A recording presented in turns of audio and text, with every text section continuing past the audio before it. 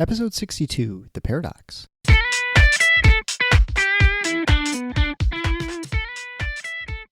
Welcome to The Paradox with your attending, Dr. Eric Larson. He is a practicing anesthesiologist and clinical assistant professor at Michigan State University College of Human Medicine. Listen in as he takes you behind the scenes of what practicing medicine in today's ever-changing world is like with another doctor. The Paradox is a fun and accidentally informative show for physicians, patients, or anyone who has ever found themselves in a waiting room.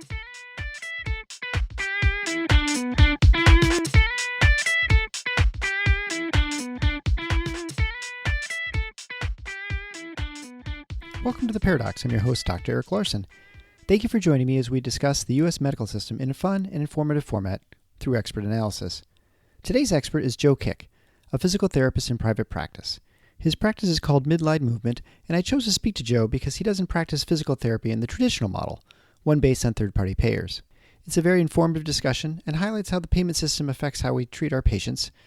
Does it impact our strategies? And does insurance with copays, deductibles, balance billing even save you money as a patient? Well, certainly part of the discussion today, and I think it will help illuminate those sort of aspects of care. I'd like to thank everyone for your understanding and the herky-jerky release dates of the show. Not only have I had an unusually high volume of weekend calls, where I often get things done, but I've been working on my wife's podcast launch, which is incredibly important. Longtime listeners will know about the loss of my son, Andy, who was 14, in August of 2018 in a car crash. I discussed the loss in episodes 19 and 20, and more extensively with an interview with my wife in episode 25. Anyway, we searched for ways of dealing with grief and understanding through podcasts and searched for podcasts that were on parental grieving. And we didn't find any. And that got my wife thinking, and Marcy decided that that's what she should do, and that's what she needed to do as part of helping patients, helping people, and it's sort of, why we go into medicine.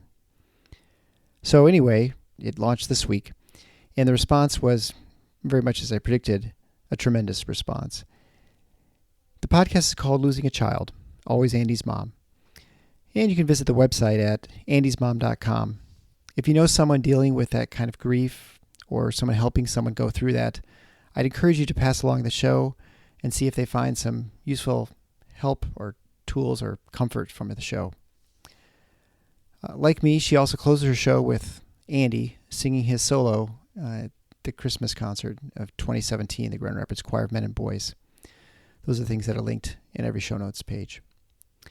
But back to housekeeping. The show notes can be found for this show at theparadox.com, that's DOCS/062. I'd ask that you subscribe to the show if you've not already, and please leave a rating on iTunes or whatever podcast player you like to use. But without further ado, Joe Kick on physical therapy against the grain. Enjoy. Well, thanks so much for joining me, Joe. I appreciate you coming on the show. Yeah, thanks a lot, Dr. Larson. I appreciate it. Is that okay if I call you Dr. Larson, or do you go? That's okay. Okay. Well, I always joke that the only people who call me doctor are nurses and medical students, and actually only half the nurses call me doctor. The other half, who are older than me, which is less than used to be, they usually just call me Eric. But okay. It doesn't bother me either way. So it's pretty interesting talking to you today. I know we've been kind of trying to set this up for some time because I've not had a physical therapist on the show, and there's I know I have a lot of people who are listeners who are in I'll call it the ancillary medical service. So not physicians, but people who are in the medical, physical therapists, occupational therapists, speech therapists, all the people sort of who provide medical care on some level, but are not the physicians or the nurses, the people like in the hospital. Yeah. Although PTs obviously are in the hospitals too. Yeah, absolutely. But I wanted to talk to you because your story is, I think, unique. At least that's my impression. So why don't you just start with a background of what is a typical outpatient, because you're outpatient physical, what does a typical outpatient physical therapy practice look like? Okay. And I think that's a good question. And I think as far as my business model, I'm trying to go away from kind of that typical kind of outpatient physical therapy, because I think what you kind of have as most people see as an outpatient therapy is your kind of open gym concept. You've got multiple tables, multiple patients at a time, where you have multiple therapists treating multiple patients as well. So gym equipment, tables, modalities, everything like that, all the good stuff as far as what people are kind of when they look at that in their perspective of PT. So my perspective as physical therapy of what I'm looking to do is keep it individualized, for each patient, right? So my practice, I have a single room with a single bed. I do have other treatment devices and apparatuses as far as home exercise, but mainly for me, it's the table and the patient, and really, getting down to what the patient is looking for, first of all, right? What their desires are, and then essentially why they're there, what their pain is, and really getting and honing in on the diagnosis. And I think that's the biggest thing as far as what people think as traditional therapy and kind of the new direction as far as what I'm trying to take therapy and with, again, to, I would say, a specific population, right? So, post-rehab, I'm not going to really see a lot of post-rehab with surgical intervention. They're going to do more your standard PT, but I'm looking to get into those, that realm of therapy where people are looking for resolution to issues that they've had for a long time. Sure. So I guess, as someone who's never gone to physical therapy, I know my wife has had physical therapy, but my impression is, since I'm in the OR suite, I'm always imagining people recovering from total knees and things like that. You mentioned rehabilitative services, but what is the typical structure for a physical therapy practice? I mean, I assume that and I want to just go into maybe the economics of it, sort of like, what are the incentives? How do people get paid? How do people make decisions on who they go to? Those sorts of questions, like, what is the referral base? Are they all employed people? Are they independents? Those sort of questions. And then we'll kind of go into sort of how you're different and how you're looking to kind of change things. PT typically, most people are going to go and, go to, their primary physician as far as, hey, my shoulders bother me. And then that physician will typically, refer them unless they have somebody that they want to go and see. So you do see a lot of that with a network referral. I think that's with a lot of systems. So, if you, go to a Spectrum doctor, a lot of times they'll refer to a Spectrum-based facility for rehab. So, you're seeing that as far as the referral. And then, I've got patients too with direct access. People can come in without going to their doctor first, right? Get a physical therapy evaluation. And then you have 21 days really to complete that therapy regimen until there needs to be a doctor referral after that. So I guess when you say direct access, so initially you're talking about someone within a health system, and there's there are oftentimes competing health systems. Like in our city, there's certainly competing health systems, and so there are certain physical therapy practices that are within a system, so they're owned by a hospital system or whatever, or medical group, and then people go and they refer, the physicians in that group refer to within their group generally, right? And then other things you're saying, people can just call you up and say, hey, my insurance company allows me to just go to someone? Is that what you mean by direct Good question. So direct access, at least for physical therapy, is that under, the governing bodies of Michigan state law. So it's not really an insurance-based incentive. It's more just what the Practice Act allows. Is it unique to Michigan? Michigan has, So each state has an individual kind of direct access rule. Some allow to utilize physical therapies just as a primary care for whatever they're looking for. In the state of Michigan, essentially, instead of going to the doctor first, you could go and get a therapy evaluation before you go to your doctor. You have a 21-day time period after that initial evaluation. And then if they want to continue with treatment further on that, then that's where doctor referral or script, sign off is going to be merited. But if the patient has a good rapport or possibly has a history of an issue, oftentimes you can send over the evaluation, the doctor will sign off it, and it's pretty smooth sailing. But every now and then you'll get it where, somebody wants their patient to come in, so that doctor still kind of is the overseeing. I see. So this, and I serve on the Regs and Legs Committee, which is short for regulation legislation, for the Michigan State Medical Society. And we talk about these sort of issues with, I guess, scope of practice. It's always a big question, right? Like, people try and, the state regulatory bodies decide what you can and can't do, and what your license allows you to do. And so one of the things, of course, is, can you just say, I pulled my back out. Can I just go to a physical therapist and get it fixed? Or do I have to go get permission from my physician and get a prescription? So yours sounds like, at least in our state, it's kind of some quasi sort of, you have to have the physician sort of approve of it after it's all sort of done, but it has to be within a certain period of time. You can't just start a 6-month therapy without the physician having some idea. That's exactly. A physician okay, right? Yeah, yep, exactly. So if you have somebody who possibly, let's say it's acute ankle sprain, which, you're looking at 4 to 6 weeks full recovery, at least as far as you Right. know, motion, pain. But let's say you can expedite the process. Somebody comes in, you can treat them in 3 weeks, and they say, "Hey, I'm good to go." At that point, you do not need the script sign off. So really, do not need any type of Okay. doctor's intervention. But yeah, anything beyond that, that's going to be more long term. Typically, what I will do with patients is if somebody comes in and I do see a little bit more of a prolonged kind of prognosis as far as what their issue is, whether the chronicity of it's just been there for a long time, so we're assuming it's going to take a little bit longer. That's where typically I'll write the script, fill it out, have them take it to their doctor, either have them sign off, or I'll fax over the script, have them sign off, and then they fax it back. Okay. Yeah. And that's a regulatory. That is outside of any payment sort of thing, right? Yep. This is not like I have $1,000. Hey, Joe, you want to fix something for me? And you're like, well, I can't really treat you for 6 months without having some sort of approval, right? Yeah. It's sort of like you can go to certain countries. I think like Mexico's one up. You just go to the pharmacy and just ask for whatever medications you want. In the United States, you have to have a prescription for it unless it's an over-the-counter medication, right? I mean, that's sort of the that's a really the scope of practice things. So you're talking about going to the physical therapist, and there are these two options, I guess, you're within the network or something. So how is it usually paid for? I imagine most of the people are paid what the traditional way through insurance. So how is it? Yeah. So typically most people who go into therapy practice are going to have, within network, coverage. Some have out of network costs as well. So normally that's a little bit of higher deductible, but most people, if deductibles met, might have a $20 copay, and then the majority of that is probably covered under most plans. So there are some plans that cover visits. There are certain plans that are covered as far as do they fall into the in-network deductible. So once you meet your deductible, then a lot of times patients just held the copay. But most of the time that's being the patient themselves is not seeing the bill. They're paying the copay. Yeah. Everything gets billed. Insurance covers what they need to, and then whatever's left, either whether it be $0 or $20, that patient pays. And so that's a little bit of that kind of those hidden fees where people don't really understand the actual cost of what they're going into because most of it's covered. Sure. Or at least it's not it. It's a whole third party payer. There's a third party paying and so you don't really see whether they're reasonable or unreasonable charges, right? So that's the craziness that happens in medicine, right? And then you almost have the question of what the rack rate is of something versus what the real rate is, the cost it is to you for you to deliver the care.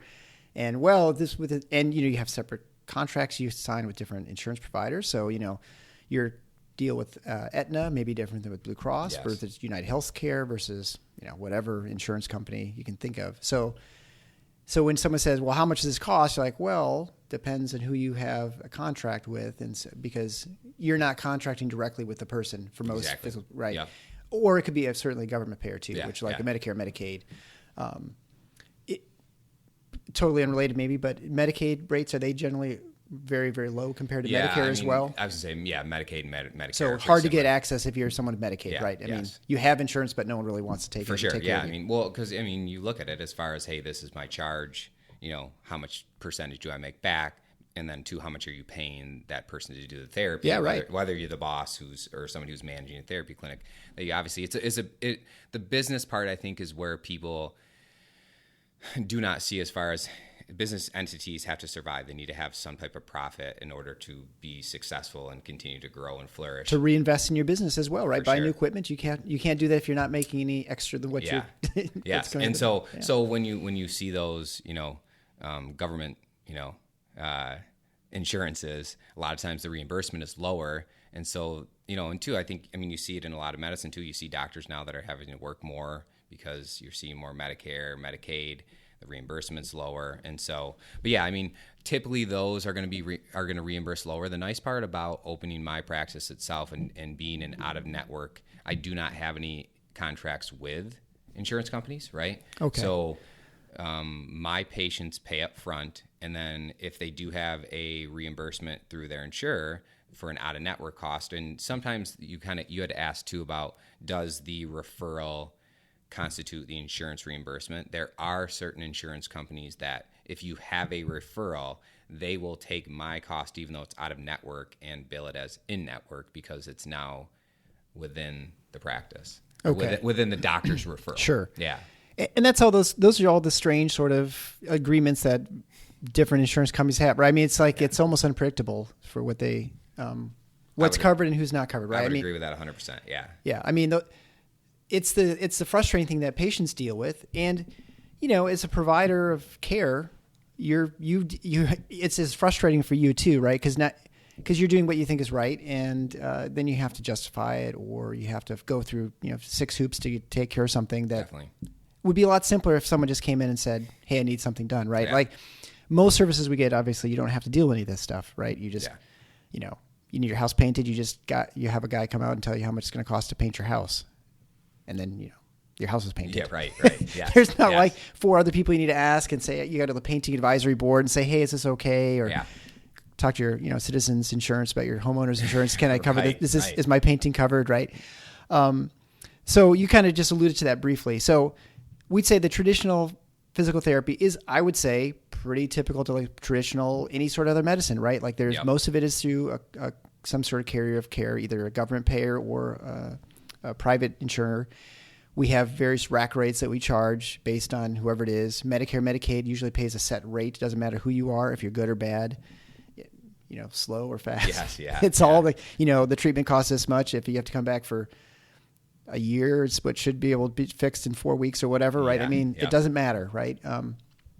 So you've obviously kind of alluded to the fact that you don't do that. So what do you do? How is your practice different than other practices? Good question.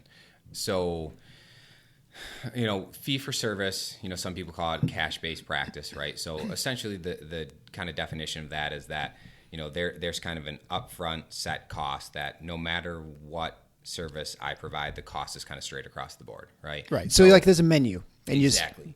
And really it's kind of therapist, patient driven. I collectively, I kind of dictate the plan, based off what I think the patient needs. But the nice part is that, if I want to spend X amount of time, and we talk units a lot in physical therapy, right? So unit, whether we're going to be, if you use the 8-minute rule with Medicare, 8 minutes. That's a unit in Medicare? Well, so 8 minutes. Ours are in anesthesia are 15 minutes. Gotcha. Okay. So it's typically you think 15, right? Yeah. But if you, in Medicare, if you hit that 8-minute mark, you can technically bill a full unit, right?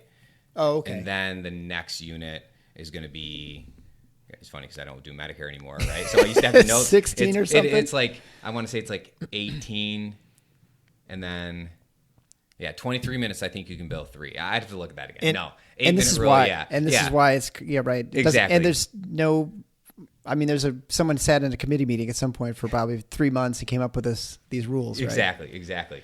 Now I'm going to have to go and look this up again because I'm like, but yeah, so and that's where therapists will dictate and determine and sometimes if you get, hey, I get 8 minutes, I get a unit, right? So they're trying to maximize volume, maximize units. Whereas typically I will treat hour-long treatment sessions unless I feel like it doesn't, it's not merited. If somebody's doing well, comes in for a follow-up, I might just reassess some things and send them on their way as long as they feel comfortable with it. So with that, the nice part is too is that I'm receiving the payment up front, right? So I'm taking that kind of lag time as far as reimbursement out of the equation. Yeah, right.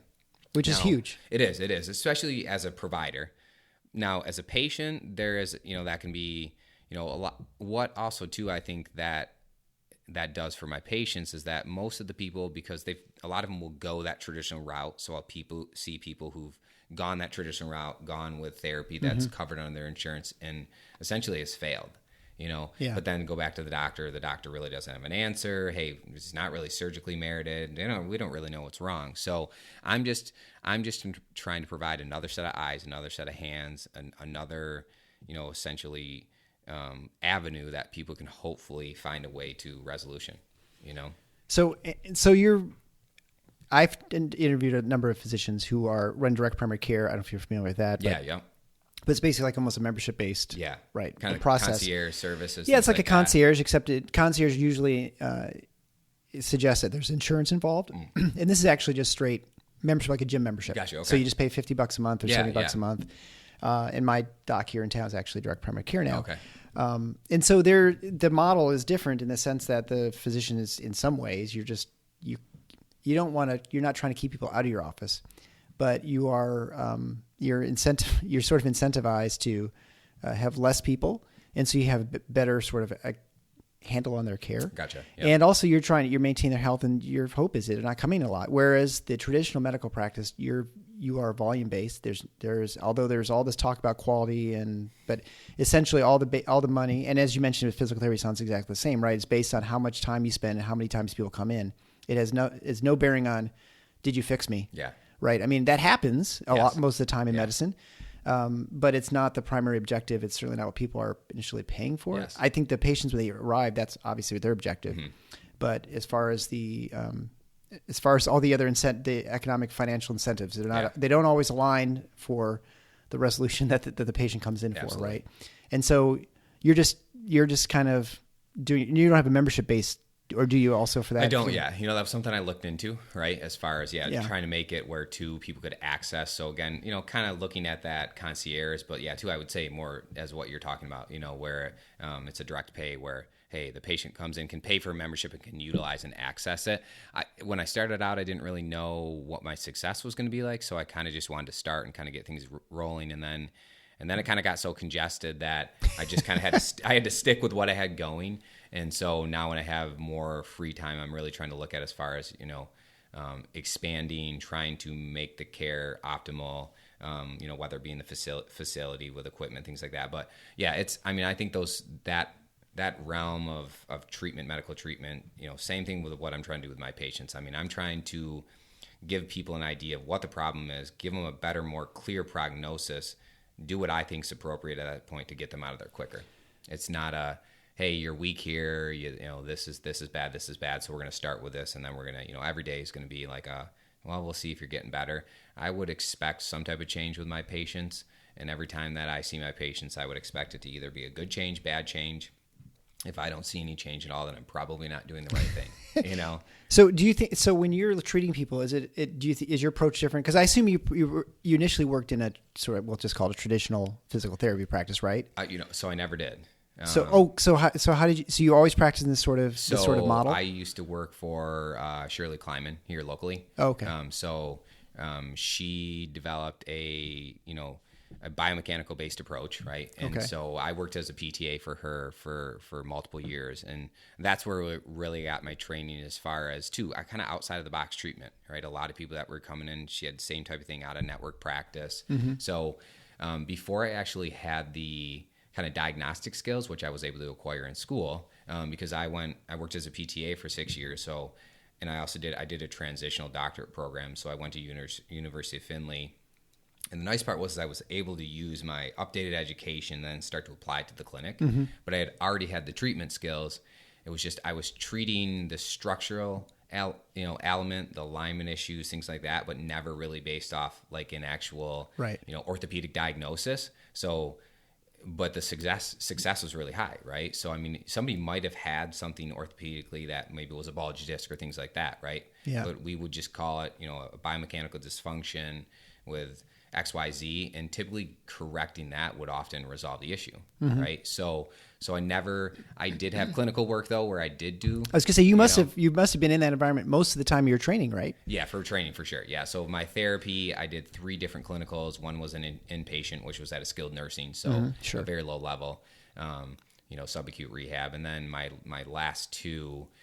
One was here locally in Grand Rapids, and then I did another one down in Kalamazoo, and so that's where we went to more of that traditional approach. Yeah. So without going to specifics about the practices. Yeah. But how are they different as far as their approach to taking care of patients than yours right now? Would you say?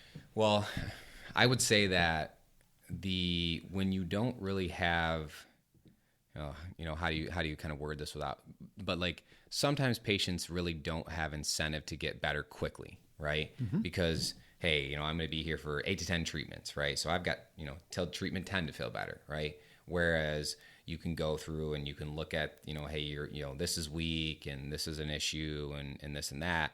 And so you look at kind of this broad perspective of people, right? But the key is diagnosis, right? What is driving the issue, right? Now, normally there's probably multiple things, but it's typically finding out what the primary problem is, right? So normally in like your traditional therapy practice, there doesn't ever really seem to be that like true, like, hey, this is your problem. It's more like, hey, you've got 4 things going on, so we're going to work on all 4, right? So simultaneously you have 4 issues and we're going to work on all 4. Well, typically though, there's one that is the primary problem. Sure, yeah. So my perspective is that is the one that you want to work on, because that's going to dictate the other 3 a heck of a lot more than working on all 4 at the same time. Do you think that they're more driven by having people show up at multiple visits and they're not so focused on individualizing care the whole time? I mean, is there incentive? Is there a way they treat during your session that's different than, say, like, your method? Absolutely. Yeah. So a lot of therapy practices, let's say even an hour visit, right? They'll come in and you'll start out with, whether it's getting warmed up on a bike. And a lot of times that can be done by whether, help with tech. Now, techs are not allowed to do any type of skilled therapy or anything like that. So there is too, people kind of ride that line as far as techs doing exercise instruction, stuff like that. But a lot of times too, so people are doing an exercise program that often really doesn't require much therapy or therapist, skilled eyes for them to do it. So, you're there for a half an hour sometimes and your therapist is not even doing anything. So you're just like riding an exercise bike. Yeah. Which you can do at home if you get there. Right. So that's the thing, is a lot of things can be done outside of the clinic. And so if I can minimize time in the clinic done with exercises, right, people are going to optimize what the time that's spent with a therapist. And that's it. Where in your traditional practices, that hour treatment, you might really only spend 15 minutes with that physical therapist. And that might be whether it's they're doing manual work or, different type of exercise instruction. Then a lot of times it's followed up by a modality, whether it be ultrasound or e-stim. So you have an hour. And then 2, this is where, and this is why a lot of times it happens is, if you're an hour there and you have, 2 Therax, so that's your unit, right? So therapeutic exercise, okay. 1 manual, so manual therapy, and then, modality, right? So we got 4 units. Manual therapy, there are different reimbursement costs, right? Okay. And typically, functional activity and therapeutic activity reimburse the highest, right? Manual therapy has a lower reimbursement rate. So the incentive from the therapist, or typically there's a higher up, whether it be corporate based. Right? Yeah. So whoever. Yeah. Right. So you're trying to, meet numbers and data, the payback on 2 therapeutic exercise is much higher than the payback on 2 manual. So there's more incentive to do more therapeutic exercise because the reimbursement is going to be much higher. And that's like riding a bike. Yeah, exactly. Yep. So you can ride a bike for 8 minutes and you could bill that as therapeutic exercise.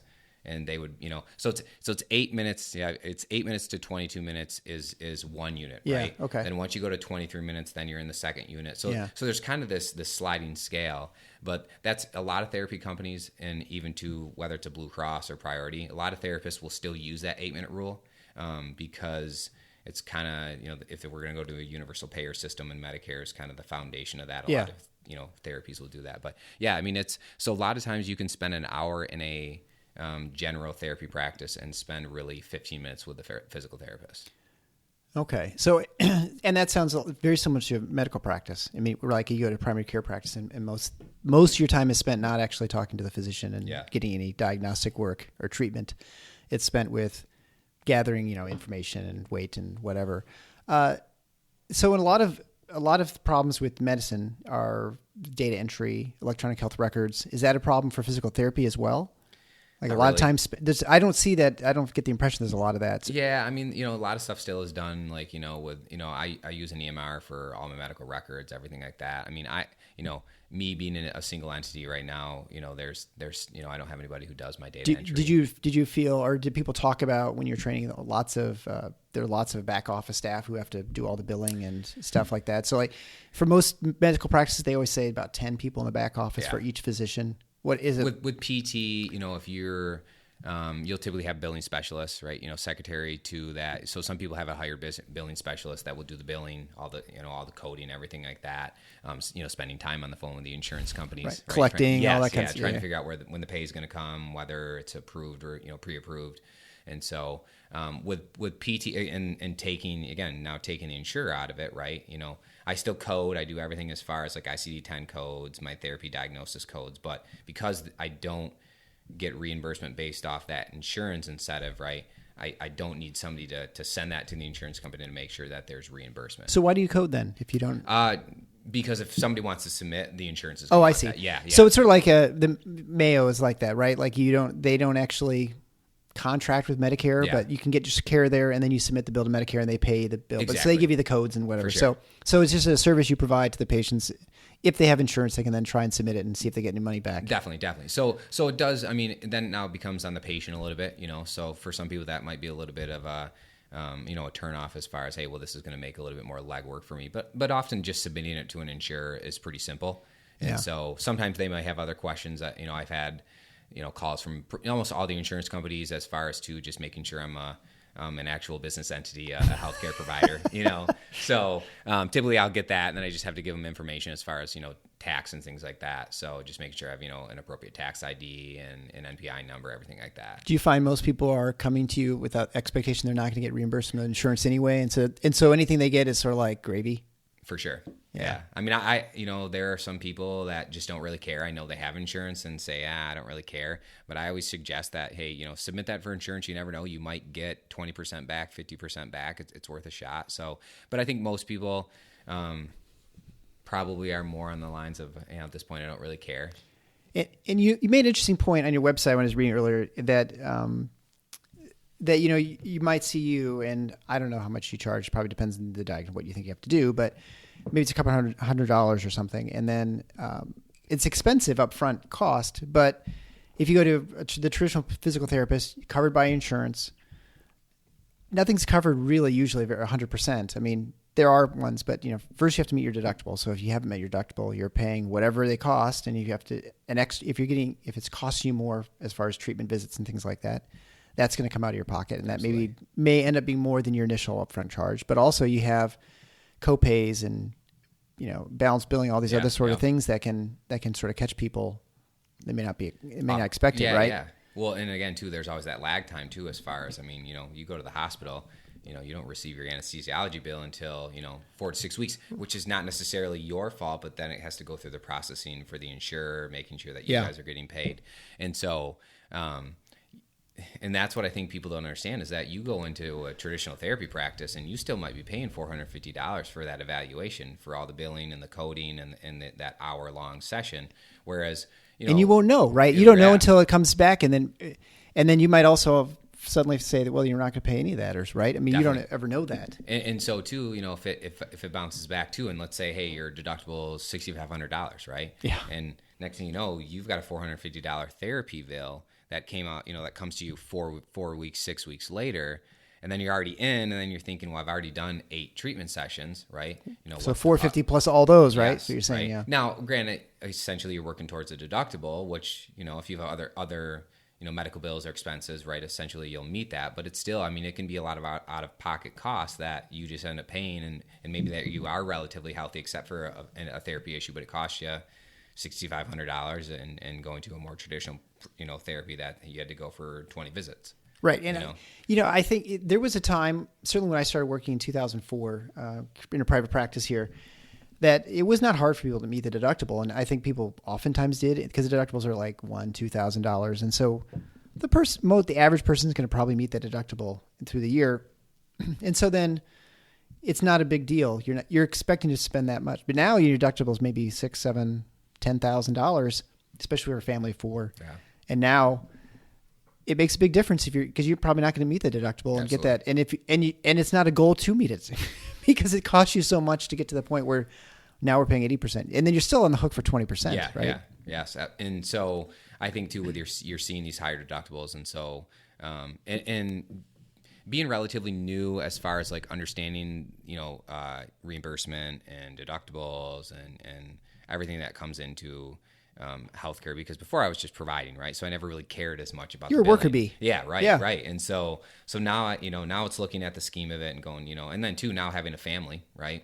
Mm-hmm. And just having a child and paying for independent private insurance, wasn't a cheap thing to do. No, it's small business owner. Yeah, that's for sure. Yeah. And so yes, our deductible is met, but we have other costs, and I think we have a 20% pay now at this point. Mm-hmm. So we still have to pay. So even though deductible's met, there's still some money that comes out. Yeah, no, I talked about it in one of my previous episodes where I got a bill for $5,000 for something they were charging $250 cash if I did it ahead of time, but I just had to submit to insurance. Not a unique story. I mean, and then my big fear is that what do they say? They accept it. Now I have to 20% of $5,000. I still have $1,000 and something that I could have gotten for $250. So I think this is a really good example of, the fact that now the deductibles are so high, co-payments, copays and things, it seems like it's a good opportunity for someone. I mean, for people to, there's now room for you to be in the market and look affordable, even though you're charging what 10 years ago probably wouldn't, or 15 years ago would certainly have, people are like, there's no way I pay $400 because I pay, $5 to go to these copays. And now they're like, oh, this is actually probably a good deal. Yeah. And I think too, because a lot of the people I am seeing have either, like I said, really kind of chronic issues that they've been dealing with, or somebody who's been to multiple providers and really has no good answer. I just treated actually a physician and a runner, Not me, by the way. No, yeah. I don't run. And so he's a marathoner, had been dealing with just a really stubborn case of plantar fasciitis, was very traditional plantar fasciitis as far as its symptoms. Well, the persistency of it was a little bit of the odd part. And then, went through, had a cortisone injection, everything like that. It helped. He's like, I don't want to say this, but one of my, fellow providers gave me a cortisone. And I'm like, hey, anything that helps. Yeah. And he had gone to therapy as well, right? Went to, actually, I think I want to say an out-of-network provider, but, or I shouldn't say out-of-network provider, an in-network provider, but a private entity, right? Sure, okay. So it was covered, and just felt like he said, he was like, I was on the bike, I was doing things like that, and we came in, he had some structural issues in his foot, we fixed those, and I told him to go out and run, know, and there, but that was the thing, is that, he at that point he was just looking for the help. You're looking for somebody who's looking for maybe something that's missing. Yeah. And so that's where I think that 1 or 2 visits often to come in, or 3 or 4 visits to come in and really just look at the issue as far as a different set of eyes on it, and giving people something that somebody is missing. And oftentimes that's the thing, is that there's again there's 3 or 4 things, but are you hitting the right thing? Yeah. And the market for physical therapists now, do you feel like it's moving?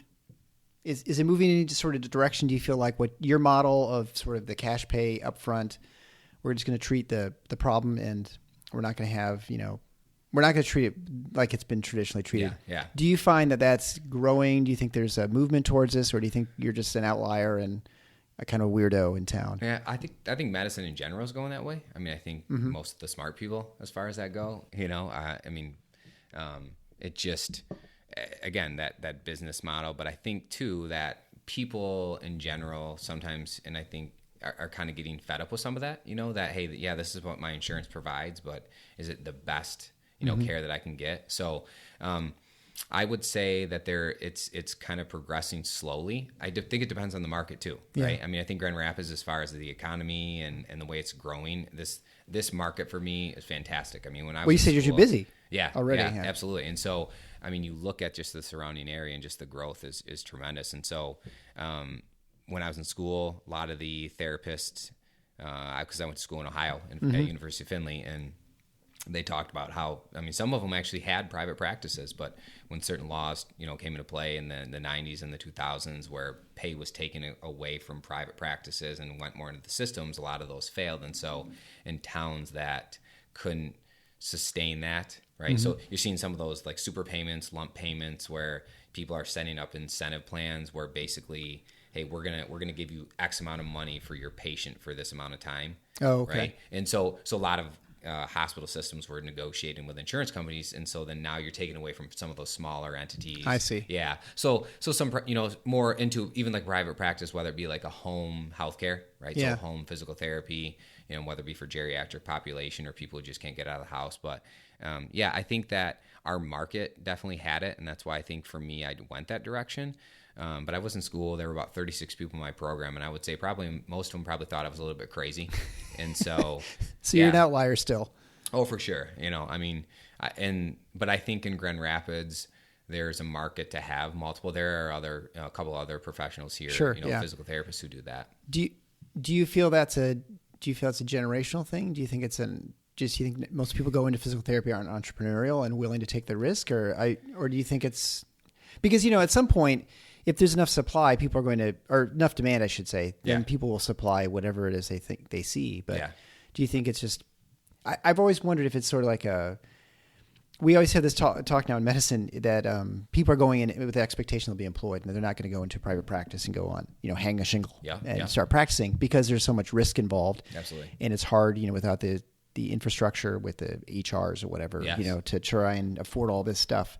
And then you've got your debt, which I'm sure you have debt, not medical school debt, but still significant, I'm sure, at times. Yeah, definitely. Do you think it's a generation? I mean, what do you think the reason for that is, or do you think it's shifting? Do you think what's your impression nationally, or sort of like trade journals and whatever? I think that's a great question. So during some of my clinicals, I worked with multiple therapists who were younger than me. So I'll be 36 this week. So I'm your non-traditional, right? So I went to a transition program. So as far as most therapists being done with school, you know, at 26 years old. Yeah, right, sure. And so I think I just had a different perspective as far as, okay, I'm a little bit older, I'm a little bit more mature, I've seen the field, so I have more direction with it. But when I was in my last clinical, there were two therapists that I work with, and they were very persistent at telling me that if I thought I wanted to make a lot of money, I went into the wrong field, right? You know, and they were like, you know, trust us. And I was like, well, you know, I don't know if that's necessarily the incentive I went into this for, right. But I do think as far as being successful in a private practice, like the business is there, but you have to be offering something different, right? Mm-hmm. If people don't offer something that's different from the standard product, then I think that's where you kind of lose out, right? So then that's where too, I do think there is that kind of that risk of the younger generation. Although I feel like the younger generation, there is that entrepreneurial, like, hey, start your own business, do this. There is a lot of that. But with the PT field, I do think it is more so like, hey, get a job, work for a company, because then they'll feed you patients, and then you have nothing to worry about. Sure, and you have benefits. You'll have all the sorts of all that stuff that is to your benefit oftentimes, but it does come with a price. I mean, I think that's always a trade-off with everything. But do you think that do you see that? I mean, you see this growing. I mean, you're obviously too busy, right? I mean, already. Yes. You looking to expand and try and bring more people? So So I mean, that would be my next step is a larger, just building structure, bigger space, and all that kind of stuff. Yeah, for sure. And so, and then obviously hiring another clinician, and that becomes a tricky thing because too, as it being cash based, right? You need to offer that variable that's different than traditional therapy, either right? you basically, and this is what medical partnerships is what they did, right? You buy into the partner on some level, you pay in and at least overhead or whatever, and then you have to, I suppose in your instance, you have to have it philosophically, you have to have someone who's going to practice in generally the same sort of manner. Agreed. And there, I'd love to have somebody who maybe has a unique skill set different from mine that can bring it to the practice that's already established, right? And whether it be a specialty, working with the chronic migraine patients or different things like that, right? Because, those are always tough cases, right? Because there's so many variables that come into play. But, some people are a little bit more versed in kind of all the avenues of that. I mean, do I see patients like that? Yes. But, those are always more complex because there are a lot of variables. Yeah. It's way easier to fix a knee that's just structural. Right. You know what I mean? And so I think as far as expansion of the practice, it's hiring someone who fits the mold, right? Fits the concept. It'd be nice if I could custom shape somebody, right? But that's also too would come with either of them being willing to kind of go as far as like a, just shadowing for a while, taking lesser pay, and going from there. But so that's the next step as far as business. But I do think there still is that people are comfortable, right? Mm-hmm. And that there is that risk. And I think for me, my wife is a business owner. She's been a business owner. She's that kind of genuine entrepreneur, right? Yeah. Every day I come home, she's got something new going on, right? Uh-huh. And so when I kind of questioned whether I wanted to do this right away, she was really adamant about, start it now because you're going to be nervous no matter what, right? You got to take that leap. And so once I took the leap, then it was, things kind of started out. And I think I was open. Actually, the second week I was open, I think, was the week that we had that huge snowstorm, right? And nobody really went anywhere. And then I think the next week we had all the ice. And then it was like another ice storm. Yeah. And so I had a lot of time to, like I said, a lot of solitaire. Yeah. And so I did have some patients. I actually had some that came in during that, but just starting out and just getting it going, I think was the best thing I could do, because I do think it's with anything. I mean, you're going to have to jump, right? Yeah. And you might hit the ground really hard, right? But if you can get back up and kind of learn from what you're doing, I think that's the biggest thing, is that I knew if I didn't start it, I wasn't going to learn how I was going to do it. And so I think that's sometimes a fear issue, especially too when you get out of school with a lot of debt. Sure. Right? So yeah. There's a lot of pressure on you, right? Yeah. You got to provide your family and make sure and make sure you eat. In 2 years, even too, you say like my school, I went to Hope for my undergrad, and then I went back and did my That's PTA. a private school for those you don't know. Yeah. And so I came out with kind of minimal debt, but then doing the distance program that I was in, and Findlay, University of Findlay is a private institute as well. So it was a pretty high tuition cost. And so I have a decent amount of debt. But I also think if I wasn't doing what I'm doing, that would be a lot more stressful. Yeah. Because then I would probably be taking a lot of my income and putting it towards my student loans and really, kind of minimizing what I would have as far as, extra funds. But right now it's been fantastic. Things have gone well. And so I have a great patient load, and I've been able to manage it well. Yeah. I mean, I think when I talk to other entrepreneurs, physicians, it's the same sort of story, right? It's like, you try and plan, you have an idea of what it's going to be like, and then you just have to at some point make the decision you're just going to do it, and then kind of just go on the fly and just as things evolve and you learn how to actually practice however it is. Yeah. You just have to learn how to market and all those things and network and find patients. Do you have a big back office, or do you? Not at all. It's me. Just you. Yeah, so just I mean, me right now. And so that provides a tremendous efficiency for you, right? I mean, that's why I talk with these EPC docs. The same thing, like, one person or something like that. Yeah. So right now too, that would be, I would think, before. It's like every week I say I need to get somebody to do things, and it's just it's paper. I'm inputting data information. I do all my billing as far as making sure my charges are up to date, and then sending emails out, and then also answering calls back and responding to patients, and so trying to stay up on that. I try to be as efficient as possible. It pushes me because too, a lot of times when I have a busy day, I need to find that time in the day to return phone calls and make sure to communicate with people effectively. And so there's some days where I'm definitely overwhelmed, and so having somebody to help me would at least take some of that back office stuff off of my table, which would make my practice better as far as then I could just worry about my patients. Which when I'm with my patients, that's the other thing too is I might jot some things down, but I do have a pretty good memory as far as whether it's treatment, diagnosis, stuff like that, or kind of what I had for, positive findings. Mm-hmm. And so, but I don't sit there and document with my patients. That's another thing too, is that hour that I'm with my patients, I'm with my patient. Oh, and you're with them the whole hour, right? It's a lot easier to remember something than if you're with someone for 8-9 minutes. For sure. And so, I think that being, spending that much time too, and really, like you said too, even with your doctor, right? You might be there for an hour, but you maybe spend 15 minutes with your doctor. And so even too, your doctor has a limited time to kind of really get a good idea, because he's trying to get a Q&A in a short period. And sometimes you're forgetting things. And so, sometimes you pick other things up, spending a little bit more time with people as far as hey, is there something that possibly you're doing to help, facilitate the issue to be worse on a regular basis, and this and that. So I think too, but that's why I think it's important for, patient outcomes, is that I do think when you have, your skilled therapist, right, and maybe not just a tech with you the majority of your time, you can use that time to reflect upon, what it is that, they're struggling with or dealing with, and trying to find some resolution to that problems. And a lot of times lifestyle modification or just changes in how you're doing everyday activity can make a tremendous difference.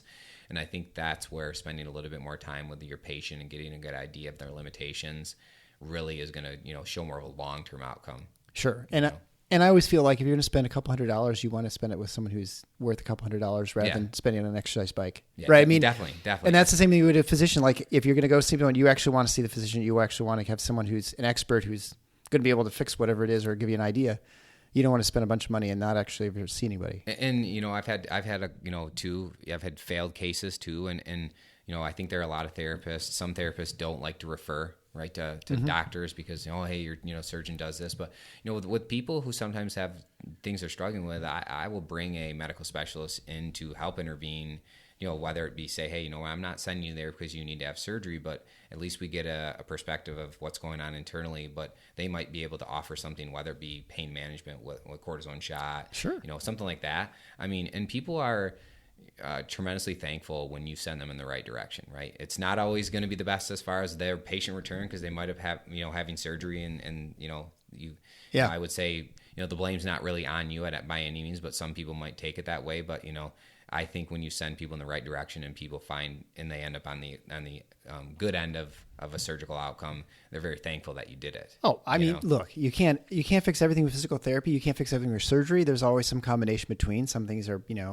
50-50, which you want to try first. Yeah. And, I mean, It only makes sense that there's some things that are going to work and some aren't, and you can't expect to always, whatever your specialty is, you can't fix every problem, whatever you do. Which coming in as a young therapist at first, that was always my biggest challenge. Right. Yeah, sure. No, and I think, in training as a physician in your specialty training, the most important skill to have, I mean, aside from being somebody who shows up on time and all the usual sort of things, right, is recognizing when you don't know and when to ask questions and to accept the fact that you may not be able to fix whatever it is and to seek help, right? Sure. I mean, the biggest thing is just saying, I don't know, and I'll find out or help you get the answer. But Well, and I think too, being in a more specialty clinic, I'm trying to diversify my skill set as much as possible all the time, right? So you're all by yourself. Yeah. And so, I might offer some unique things, but too, having, a vast variety of skill sets and being able to offer multiple different ways to fix something, I think too maximizes outcomes, right? So often too, you'll get a therapist who has a strict way of treating and kind of sticks to that traditionally. And I think too, but if you have a little bit of piece of everything, and you can, again, to select the best thing at the time and see that good outcome. And so, yeah, I mean, in the overall kind of that private practice world for me right now is optimizing that hour, that the patient feels like what they're paying for is worth it because they're getting better. Yeah. And I think sometimes it's when you go into the more traditional, it's hard to tell if you're getting ready or getting better initially because of the fact that, hey, your plan of care is for 10 visits. And so we don't really necessarily need you better for 10 visits. We've got you scheduled out. Yeah. And I think that, then it kind of draws out the process. Right. Well, and like you said, I think it's important, probably especially as a small business owner, entrepreneur, whatever, that you're not rigid, right? And that you have some flexibility, and that's important. Well, that's probably a good way to end the show. Yeah. What's a good way for people to find out what you're up to? Good question. So, website www.midline movement. So, Midline, just like one word, and then movement.com is the website. And so all the information as far as phone, email is on that website. So gives to a little bit kind of a general overview of the clinic itself. Right. So, I made the page just for kind of an informative page, but I think too, with everybody getting into the clinic and seeing if the treatment's right for you is always the best thing. And for the most part, I feel like there's something I can offer everybody at this point. You firebrand on Twitter or Facebook or something like that? You know what? I have a Facebook too as well. But that's just a personal page? Yeah. Well, and I do have a business page. Yeah. So I'm not a tweeter or a Twitter person. Yeah. I don't know what Snapchat. Yeah. So just the basic stuff right now. Try to minimize it, because then too I have to keep those up to date. Perfect. Yeah. All right. Well, thanks again. It was nice talking to you. Yeah. Thanks a lot, Eric.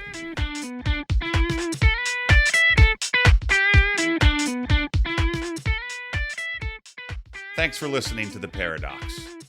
If you like what the doc is doing, please subscribe and leave a review on iTunes or Stitcher.